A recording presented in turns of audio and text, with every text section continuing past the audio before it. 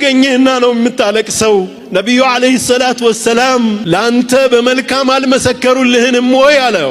ሰሐቦቹ ረሱልን አለይሂ ሰላቱ ወሰላም በሙሉ አይናቸው አይተዋቸው አያውቁም።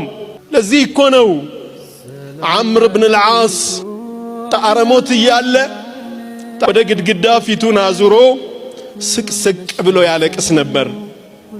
ልጁ አብደላህ ብን ዐምር ምነው አባቴ ምን አገኘህና ነው የምታለቅሰው?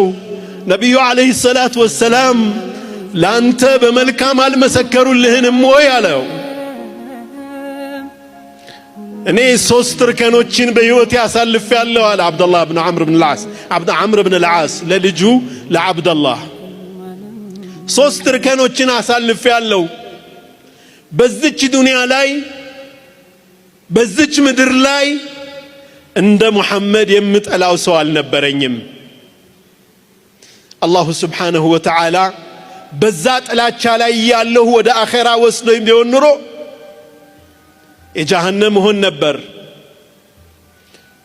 በኋላ እጄን እጃቸው ላይ አስቀመጥኩና ምን ሆንክ አንተ ዐምር አሉኝ። ያ ረሱለላህ ሰለላሁ ዐለይሂ ወሰለም ቃል ልገባ እፈልጋለሁ አላቸው። ግን ሸርጥ አለኝ አላቸው። ምንድነው ቅድመ ሁኔታ አሉት። አላህ ወንጀሌን ሁሉ ሊምርልኝ አላቸው። አንተ ዐምር ሆይ እስልምና ያለፈን ሁሉ እንደሚምር እንደሚያስምር አታውቅም እንዴ አሉት ነብዩ ሰለላሁ ዐለይሂ ወሰለም። እስልምናን ተቀብዬ በኖርኩባቸው ጊዜዎች ይላል ዐምር ብን አልዓስ ነብዩና ዐለይሂ ሰላቱ ወሰላም ሰሉ ዐለ ነቢ ቀና ብዬ በሙሉ አይኔ አይቻቸው አላውቅም ነበር። ለረጅም ዓመታት ፊታቸውን ረስቸዋለሁ። አሁን መልካቸውን ወስፍልኝ ግለጽልኝ ብትሉኝ እኮ አልችልም መግለጽ።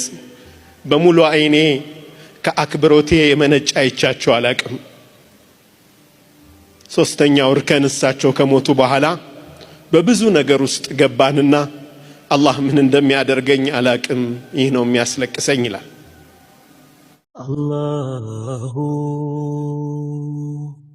አላሁ